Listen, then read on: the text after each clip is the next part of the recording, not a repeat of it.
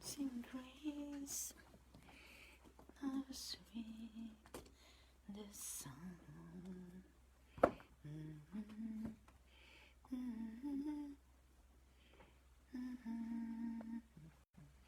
Good evening po. Good evening po. Good evening. Napakalamig. I hope meron kayo naka-blanket kayo. Sobrang lamig po. Ingat-ingat po tayo because talagang malamig. Keep yourself warm. It's too cold. Good evening. Good evening po. Wait lang po ulit tayo. Good evening po. Good evening. Good evening. Good evening. Sobrang lamig po. Okay, tawagan ko na po si Pastor. Andito na po si Pastor. Good evening. Good evening. Isang cold night tayo ngayon. As Pastora says,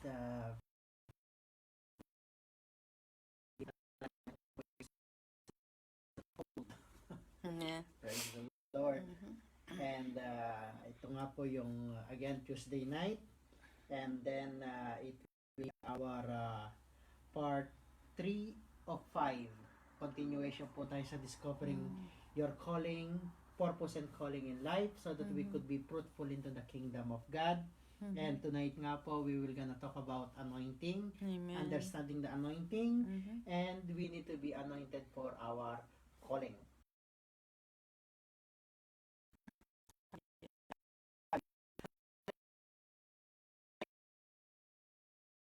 Lord God, the Lord God,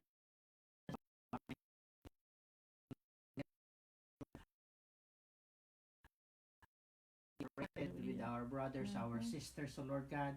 But Lord, thank you that your Spirit is at work, O Lord Yes, God. Your Lord. Holy Spirit is at Hallelujah. work within us and through us, O Lord God. Yes, Lord, O we are God. grateful and thankful for our brothers and I sisters pray who are for with us today, O anointing, Lord God, in this Hallelujah. live teaching, O Lord God. And Power of your also words those who be will gonna upon watch him, O this God. recorded message, O Lord God. Father, we pray Jesus. for your presence to be with us and upon us, O Lord God. For this teaching, for this journey, O God, Amen. that help us to discover, O Lord God, our calling in life, O God, Amen. so that we could, O God. Lord, once again, we say, Thank you, Lord, Jesus. help us to discover, O Lord God. Yes, Help us to Lord. develop our talents, our giftings, O Lord God. Amen. Especially, Lord God, in serving you, in serving your kingdom, O Lord God. Amen. Father, we pray tonight, O Lord God, open our ears to hear what the Spirit is saying, Amen. and open our mind and our heart to understanding, O God. Amen. Father, we are grateful and thankful. In Jesus' name, we pray. Amen. Amen. Praise the Lord. Indeed nga po, last week, Tuesday, Thursday, we talk about nga po is importance of knowing your calling. And then we go on to the understanding of what is calling and to how to discover our calling. And then we say nga po that hindi lang, it's not only that we discover our calling, the question was, are we available Yes. to use that calling or to walk into the calling, to respond to the calling that God gave to us, Yes. and to use our talents and to use our gifting. That's what we could say nga po, we are the only one who could answer that. Yes. Are we available for God? Are we available to serve Him? Are we available to walk into His planning and purpose Amen. into our life? Tayo lang po, only we who could answer that. Yes. Are you with me? Amen. I could not answer that for you. Pastora could not answer that for you. The church could not answer that for you. Anyone around you could not answer that. Only you could answer that question.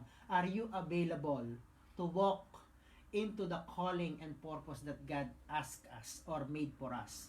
Are you with me? So, tonight, we will gonna talk about anointing, and we will might ask, Pastor, what is the connection of anointing and calling? The important of that is we don't just need to be called or to discover our calling. We need to be anointed for our calling. Yes. And with this topic, we will understand why anointing is very important when we are serving God.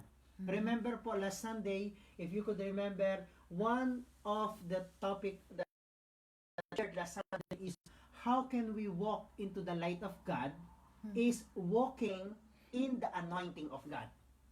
That's why how can we sure that we are walking into the light of God is when we walk into the anointing of God or when we are anointed. Now, so let's go to our topic today. Once again, I would like to remind you the title of this teaching seminar is Discovering Your Purpose and Calling in Life so that we could be fruitful into the kingdom of God. This is the part 3 of 5. Last week, we talked about the part 1 and the part 2. Today, tonight, we will gonna talk about the part 3. And next Thursday, the part 4. Amen. And the following, before the end of the month, the last part. Amen. Are you with me? So, question is, what is anointing? Anointing happens when someone or something is set apart by the Lord Jesus Christ through the Holy Spirit to fulfill a special task for the kingdom of God here on earth. Again, anointing happens when someone or something is set apart by the Lord Jesus Christ through the Holy Spirit to fulfill a special task for the kingdom of God, a special task for God's kingdom here on earth. Again, ulitin natin. Anointing happens when someone and something has been set apart by the Lord Jesus Christ through the Holy Spirit to fulfill a special task for God's kingdom here on earth. One good example of that is to understand the anointing or what is anointing is Luke chapter 4 verse 18. Okay, ulitin po natin. Luke chapter 4 verse 18. It starts when Jesus went to the temple, took the scroll, and he read. And that what he read is a part of the prophecy of Isaiah. Are you with me? It's Isaiah 61. Okay? So, in Luke 4 verse 18, it started, the Spirit of the Lord is on me because He has anointed me to preach the good news to the poor. He has set me to proclaim the freedom for the prisoners and the recovery of sight for the blind, to release the oppressed, verse 19, to proclaim the year of the Lord's favor. It started that when the Spirit of the Lord is upon us, because He anointed us, He set us apart to do something. Yes, amen. Hello? Anointing is when someone or something has been set apart to do something for God. Yes, amen. Are you with me? The Holy Spirit come upon us for a purpose also to set us apart. To empower us, to build us up, to train us, to guide us, to teach us to do something for the kingdom of God. Yes, amen. Hello? Holy Spirit is not there, only come so that we could feel better. Yes. Or feel wonderful. Hello, are you hearing me? Or to feel shaking, happy, joyful. Sister, Holy Spirit of the Lord come upon us because He anointed us. He set us apart to do something for God's glory. Amen. Hello? Anointing. When someone or something has been set apart by the Lord Jesus Christ through the Holy Spirit to do a special task for the kingdom of God here on earth. Amen. The Spirit of the Lord, sometimes Christians will say, I am filled with the Holy Spirit. For what? Hello? You are filled with with the Holy Spirit, empowered by the Holy Spirit, led by the Holy Spirit for God's purpose and calling for your life. Are you with me? Yeah. Amen. Hello? So, anointing, firstly, is being set apart for the purpose by the Holy Spirit. You have been set apart. You've been chosen. Hello? Are you hearing me? Amen. Being anointed means job description. Means something to do. Remember, we are called to minister. Ministering is something to do. Yes. Hello? Are you with me? Amen. Being set apart for a purpose by the Holy Spirit, that is being anointed. God anointed us, set us apart, prepare us for His purpose, to fulfill His calling, to fulfill His plan, to fulfill His will here on earth. That's why we are anointed. That's why the Holy Spirit is here with us to guide us, lead us, empower us to do the will of God, to complete the will of God. Okay? Anointing, okay, must have biblical roots. Like for example, when we read Luke 4:18, Jesus Christ said, the Spirit of the Lord is upon me because He has anointed me. Saan nanggaling yun? Where it came from? It came from the Word of God in the book of Isaiah, been prophesied 400 years before Christ. Yeah. Or Amen. 500 something. 100 years before Christ. It has a biblical root. Jesus didn't made up His calling. Yes. It was written already, ordained already by the Lord. Remember when we read Psalm 139, He said, "You created me in my mother's womb. I am wonderfully and fearfully made. All the days of my life has been ordained, has been planned." Yes. Amen. Hello, are you hearing me? Before we were born, Jesus Christ, the God, already planned our life. Yes. Amen. It must have biblical roots. It must written in the book of life. Yes. That this is the plan of God sa ating buhay, in our life. Hello? Are you hearing me? Amen. First, being set apart, anointing must have biblical roots. Anointing, sister, is not a feeling. It's a reality. It's a fact. Okay? Sometimes, I feel the anointing, I feel the anointing. Feelings, sister, you are not sure because feeling is unstable. Sometimes you feel, sometimes you don't feel. Today I feel the Holy Spirit, I am anointed. Hello? But Holy Spirit is not a feeling.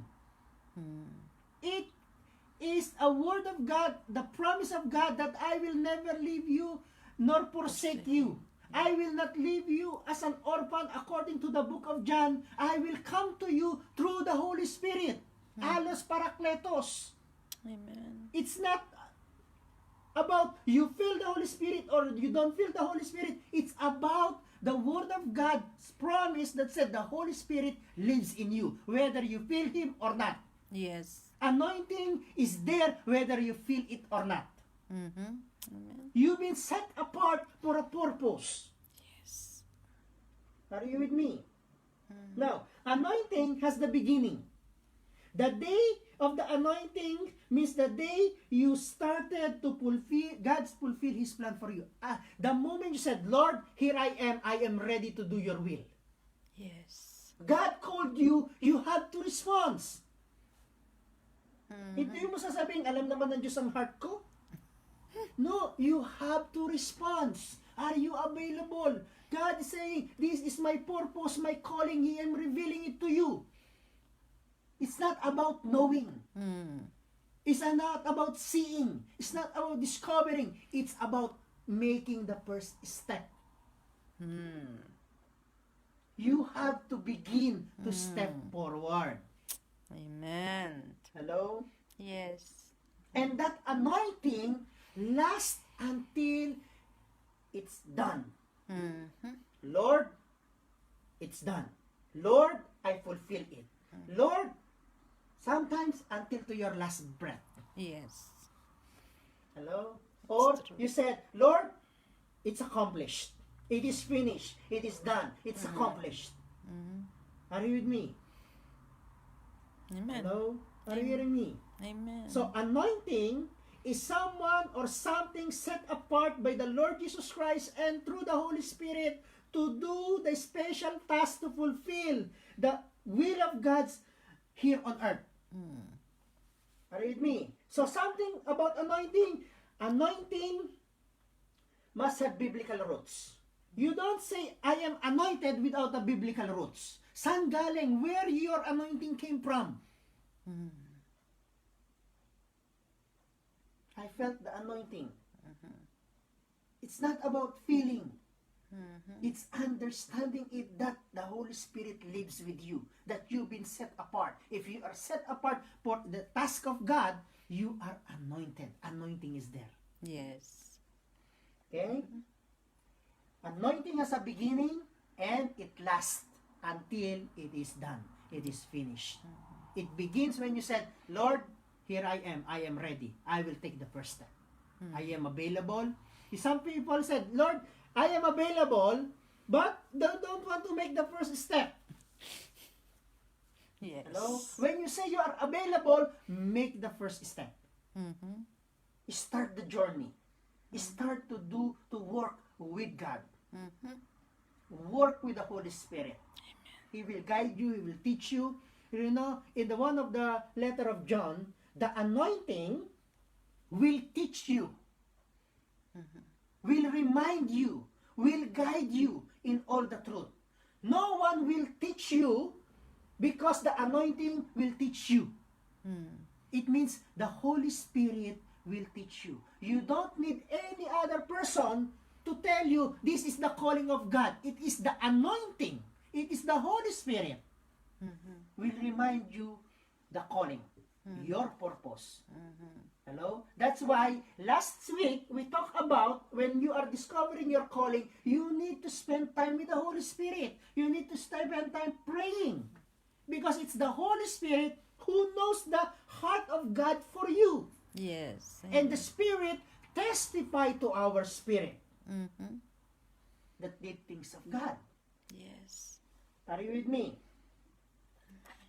Okay? Now, question is, how can we be anointed? Or how can we say, and when anointing comes, okay? Firstly, anointing comes from God's timing. Yes. Okay? You could not force it, or, sister, you could not demand it. It always comes in the timing of God. Are you with me? Like for example, 1 Samuel 16:1. Okay? That's the story of David. 1 Samuel, I'll go there. Excuse me. 1 Samuel chapter 16.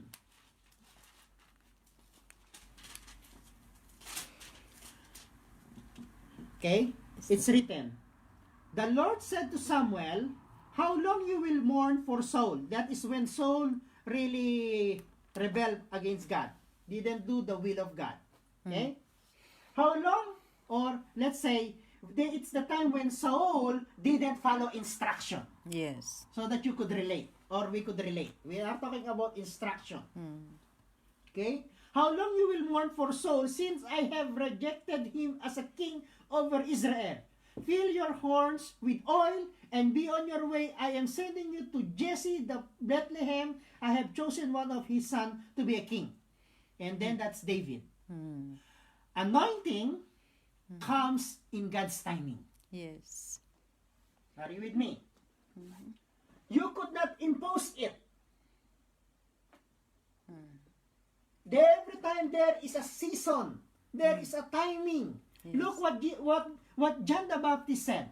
When he saw the Lamb of God, he testified that he is the one whom God is saying to prepare a way for. Yes. And he said, I must decrease so that he might increase. Yes. Amen. Because John the Baptist know the timing of God.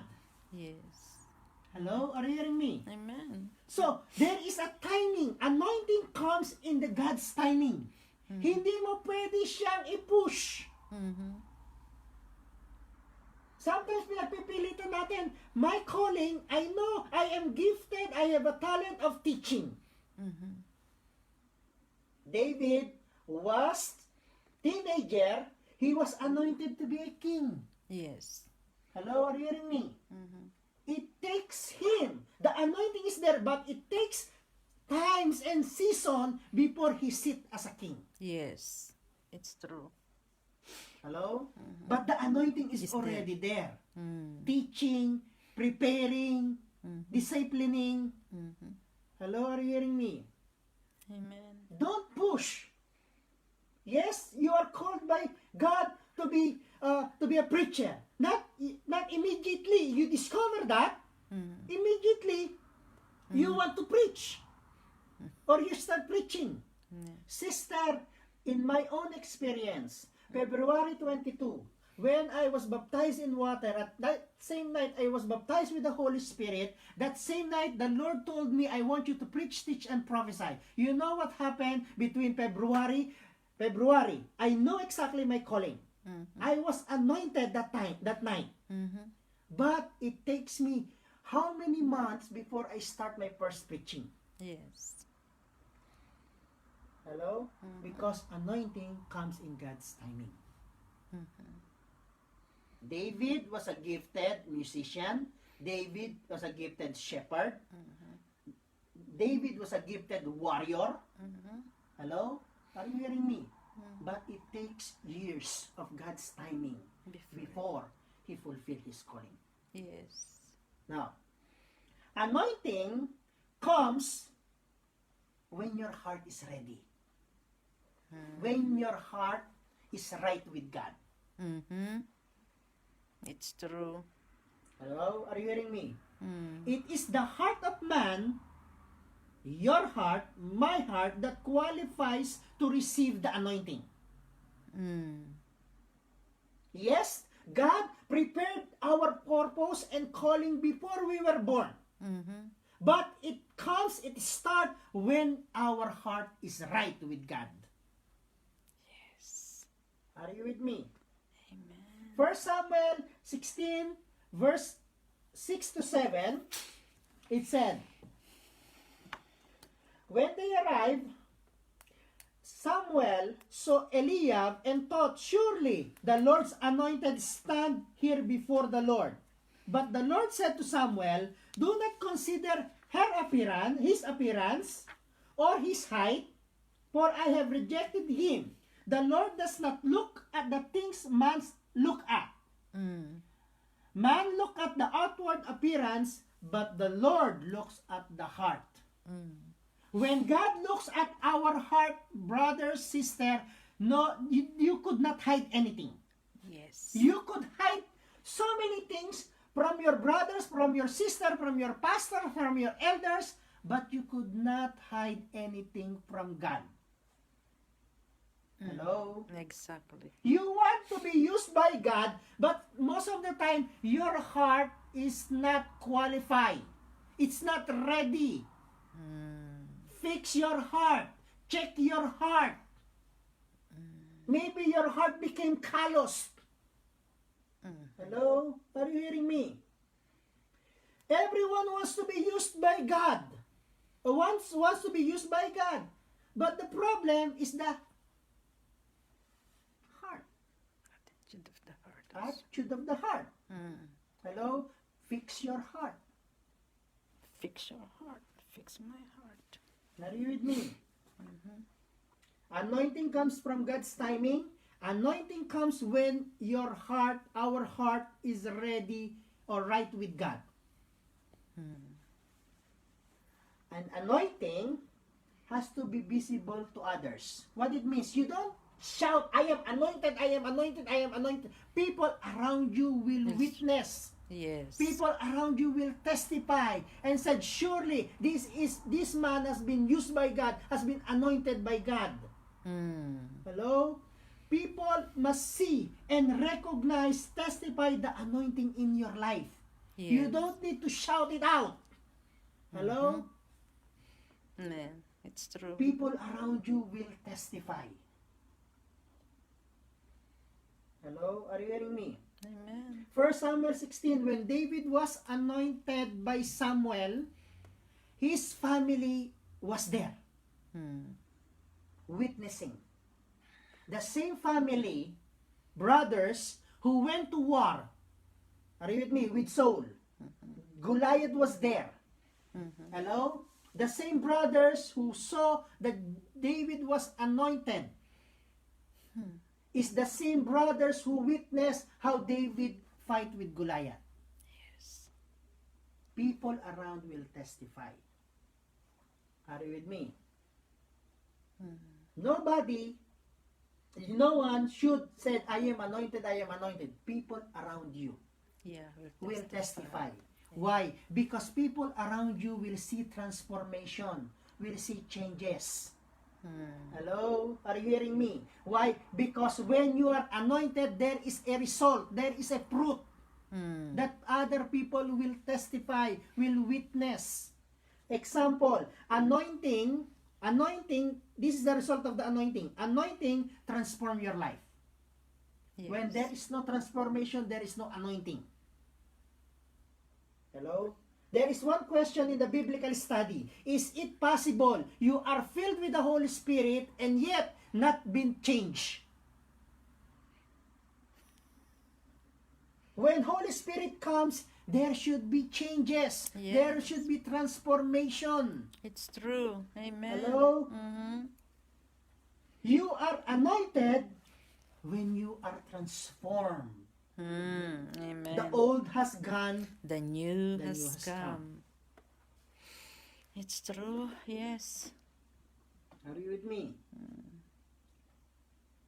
Anointing always has an exact job description. Yes. When you are anointed, you will not say, maybe this is what God wants me to do. Hello? When you are anointed, you know exactly what God called you to do. Exactly. Amen. There is no doubt, there is no maybe, there is no I think, there is no I feel or I felt. You know exactly your job description. Yes. Like what Jesus read in the book of Isaiah in Luke chapter 4. He said, the Spirit of the Lord was upon me because He has anointed me to preach the good news, to open the blind eyes, to proclaim freedom for the prisoner, to release the oppressed, to proclaim the year of the Lord's favor. He exactly know what he is called to do. Yes. Amen. Anointed people or person or children of God know exactly what God wants them to do. Yes. Hindi I felt, hindi I think, hindi maybe. They know exactly. That's why I told you from the start of this teaching seminar, he said, it should be after this teaching seminar, when you are called, when you are asked, what is your calling? You will gonna rise up confidently and fearlessly and say, I am, my calling and purpose of my life in Christ Jesus is to preach, teach, and prophesy. Hello? Are you hearing me? Amen. And when you are asked, you will gonna rise up, my calling and my purpose of my life, why God saved me, is to worship Him, to lead people to worship. Amen. And some said that the Lord anointed me to teach guitar, to teach the instrument. Amen. Hindi maybe, hindi I think, hindi I felt. No, you rise up confidently and say, this is my calling. This is I am called to do. Hello? Are you with me? Anointing brings forth miracle. It releases miracles. Yes. It's true. Are you with me? With the anointing, the impossible became possible. Yes. The anointing enables you to do greater and impossible things. Why? Because anointing breaks the yoke. Amen. It helps you to push through. It helps you to break through. Yes. Because anointing breaks the yoke. what impossible things with the anointing, it will gonna push through the miracles. It push through the energy, the power. Are you with me? Amen. Then, results of the anointing attracts people.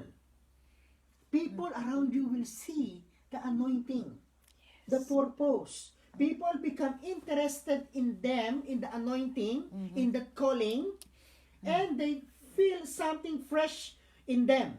People listen or watch more carefully, they pay attention. When you speak something, they are in full attention. Yes. They listen.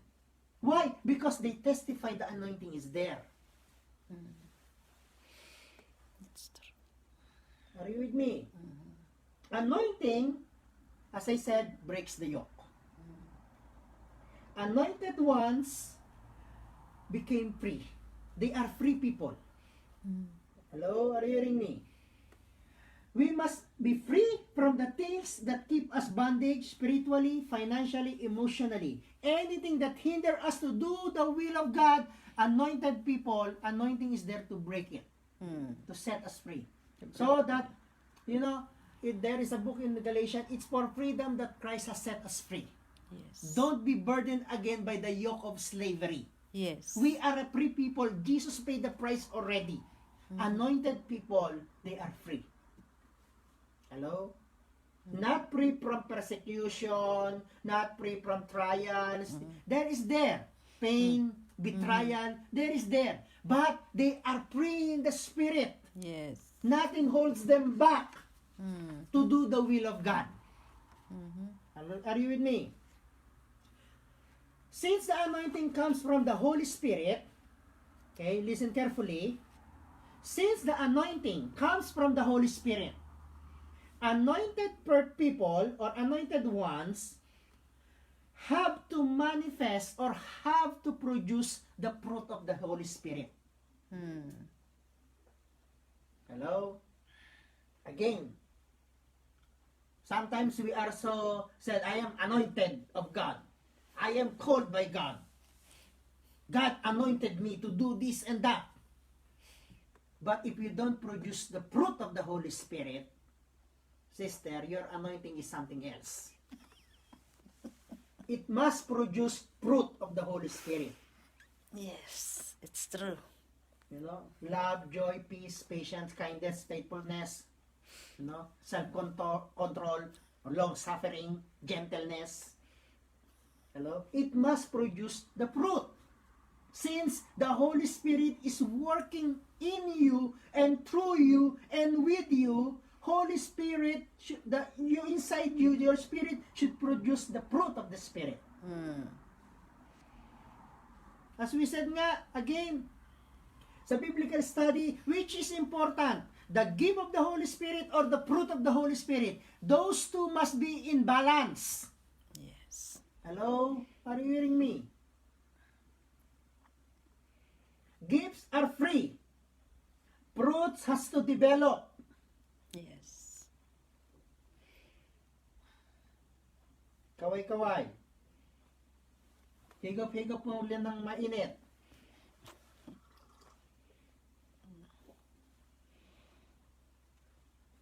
Anointing enable us to do the works of God,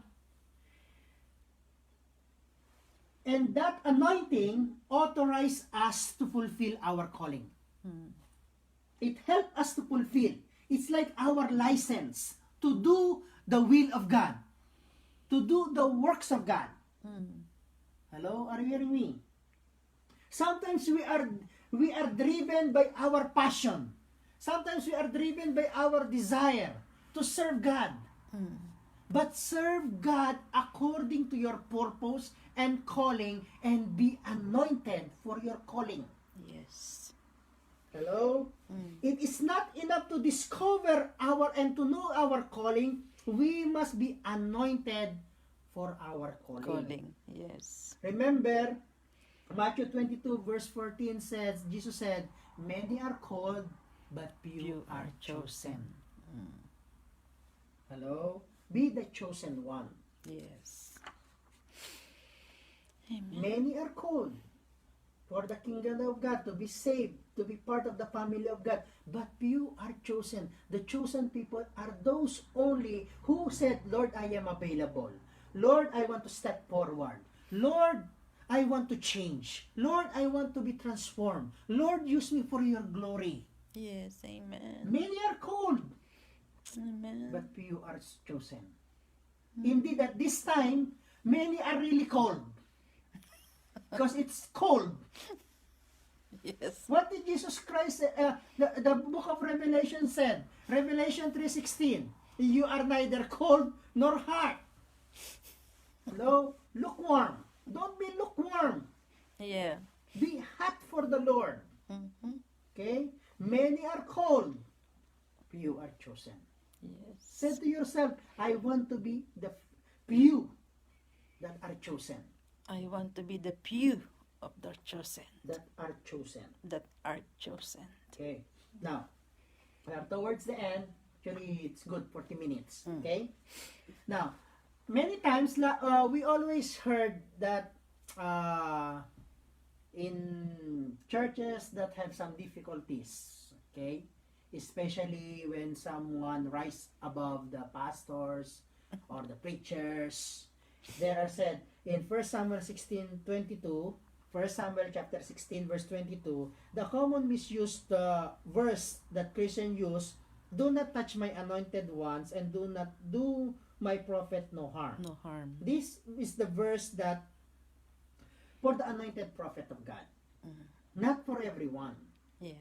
Okay, we should be very careful. Mm. Sometimes you said, I am anointed worshiper. The Bible said, and when someone fight with you or misunderstand with you, the Bible, you will gonna throw that verse. Do not touch the anointed one, and do my prophet no harm. Sister, kung wala ka namang fruit of the Spirit, hello? That is a common I always heard.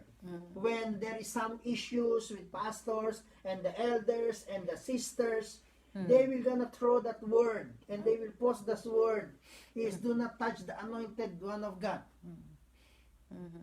Don't misuse that. Yes. That is for the prophet. Mm-hmm. Hello? Not for everyone. Not for everyone. Okay?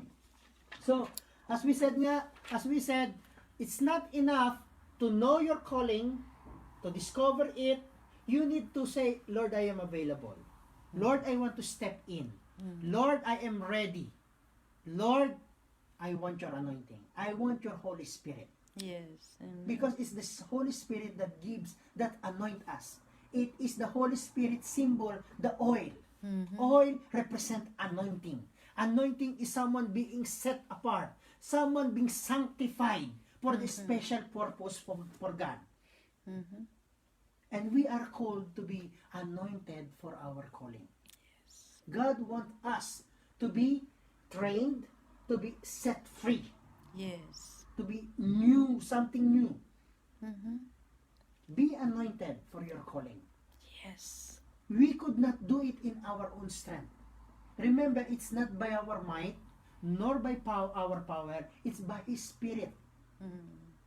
That's why Jesus promised, I will never leave you nor forsake you.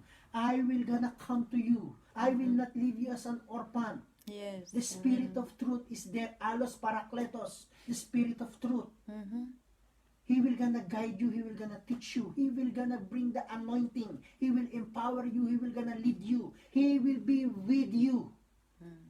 He will stay with you.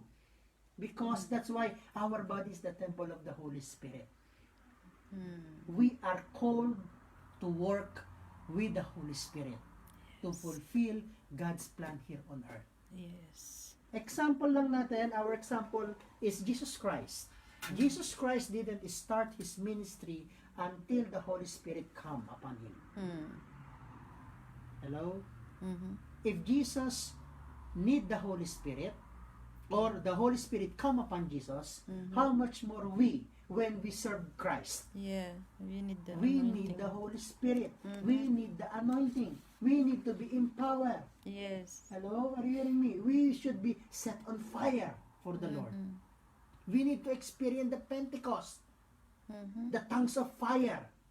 Yes. Hello? We need the gifts of the Holy Spirit.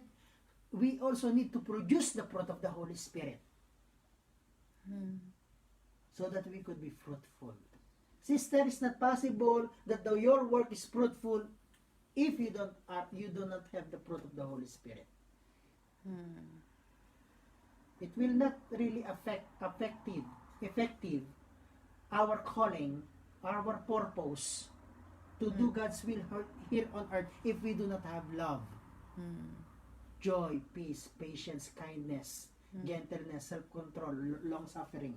Mhm. It's not enough na wala tayong fruit. Yes. Hello? Are you hearing me? Amen. So as I said, be anointed for your calling. Be set apart Mhm. for God. Remember, many are called, few are chosen. Yeah. Be anointed for your calling. That's true. Amen. Mhm. Praise the Lord. Let's close in prayer. Mm. Here we finish po ang part 3 of 5. Mhm. Next Thursday is the part 4 of 5. Mm. Okay? Let's pray. Father, we are grateful and thankful Yes, Lord. that you already promised the Holy Spirit, Hallelujah. that you will never leave us as an orphan. Oh, yes. Lord, you have provided Mm. or you have asked the Holy Spirit to come, to send to us the Holy Spirit to be our guide, teacher, comforter, counselor. Mm. He is the one who will gonna empower us and lead us. He is the one who will anoint us. Lord, thank you for revealing all these things to us tonight. Yes, Lord. How important is the anointing? Yes. For God. anointing breaks the yoke. Yes. We are called for a purpose. Yes, Lord. That we could boldly say, the Spirit of the Lord is upon me because He has anointed me to do something Yes. for the kingdom of God. To do Hallelujah. something, to do the will of God here on earth in my generation. Mhm. Amen. Father, in Jesus' name, we are grateful and thankful. Even right now, Father, in Jesus' name, Mm. Lord, fill us with your Holy Spirit. Yes, Lord. Fill us with your presence. Hallelujah. Lord, anoint your people who've been called, Hallelujah. who've been saying, I am here, I am available to do your will. Lord, we need that anointing. Hallelujah. Father, in Jesus' name, even right now, if someone needed to be baptized with the Holy Spirit, Lord, I Hallelujah. pray for the baptism of the Holy Spirit. Yes, If Lord. someone needs to be filled with the Holy Spirit, Lord, let them be filled with the Holy Spirit. Mhm. Lord, if someone needs to be baptized with the Holy Spirit and fire, Lord, let there be baptism of the Holy Spirit and fire. Hallelujah. Even right now, in Jesus' name. Lord. Father God, Lord, impart to them the gifts of the Holy Spirit, especially in praying in another tongues, because praying in another tongues is praying with fire. Lord, you have promised, Lord God, that build yourself up to your most holy faith by praying in the Spirit. Hallelujah. Father, in Jesus' name, let the gift of the Holy Spirit be released in Jesus' name. Let the Hallelujah. talents and the giftings within be stirred up by the Holy Spirit in Hallelujah. Jesus' name. Jesus. Even right now, Father God, in Jesus' name. Jesus. Lord, you said in your word, the Father is a good Father. If we ask the Holy Spirit, He gives. And Lord, right now, we ask for the Holy Spirit. Yes, Fill Lord. us more. Anoint us Jesus. more. Hallelujah. Father, in Jesus' name. Lord, here we are. We are ready to do your will. Yes, Lord. Use us for your glory. Yes, Lord. Lord, Hallelujah. anoint us for our calling. Yes, Lord. In Jesus' name. Lord, I pray, especially our sisters who are already moving, walking, doing their calling in the ministry and beyond the church and inside the church. Lord, let there be a new anointing. Yes, Lord. Lord, stir up that giftings. Let it develop. Let it be fruitful Yes, in Lord, Jesus' in name. Jesus' Let there name. be change in the In character Jesus' and the name. attitude of the heart. Amen. In Jesus' In name. Jesus' name. Lord, let there be humbleness and gentleness in Jesus' name. Lord, anoint the hands who are playing the instrument. Lord, Yes, anoint, Lord God, the Jesus. heart and the voices, oh Lord God, of those who are Jesus. leading worship Yes, Lord. or being used Hallelujah. in the worship. Lord, Yes. bless the administration administrators. Bless the, Lord, the intercessors. Oh Yes, God. Lord. Let there be anointing, Hallelujah. intercessors anointing. Let Rakaya there be a ralala worshipers anointing. shorokuya. Father, let there be a Hallelujah. dance anointing, O Lord God, in the ministry of worship, O Lord Yes, God. Lord. Lord, let there Hallelujah. be, Lord, administrators, O Lord God, those who are Hallelujah, handling finance, Jesus. let there be anointing in them and through them. Amen. Lord, those who are preaching and teaching, let there be an anointing. In Even at Jesus' the times such as name. this, that we are in Hallelujah. lockdown, Lord, we pray that the anointing will gonna work in Oh, us and through us during this burukundurukuya lockdown. Father, ralalakaya in Jesus' ralalashi, name. Lord. Romakaya Ramazonia. Burukundurukuya ralalakandara kalaya ralalashi. Lord, those who are used, O Lord Oh, God, Lord, use Jesus. our mouth and our Yes, mind, Lord. our heart, O Lord God, Hallelujah. Lord, in our working place, Lord, let our light Hallelujah. shine, Yes, O God. Lord. Let the anointing, the Hallelujah. oil, keep us burning, Father, in Yarakandarukuya Jesus' name. ralalalashi, Lord. Yes, oh That God. our light will shine brighter and brighter in Jesus' name, Jesus, wherever we Lord. go. Thank you, Jesus. Hallelujah. Thank you, Lord, Lord. thank you that your anointing is working in us and through us, Yes, preserving Lord. us, preparing us for the times such as this. Mhm. And even in the days ahead, when you will gonna open up, oh Lord God, when we come together, oh Lord God, Lord, you will Jesus. gonna confirm that anointing. Yes, Lord. Lord, the Hallelujah. anointing will bring result.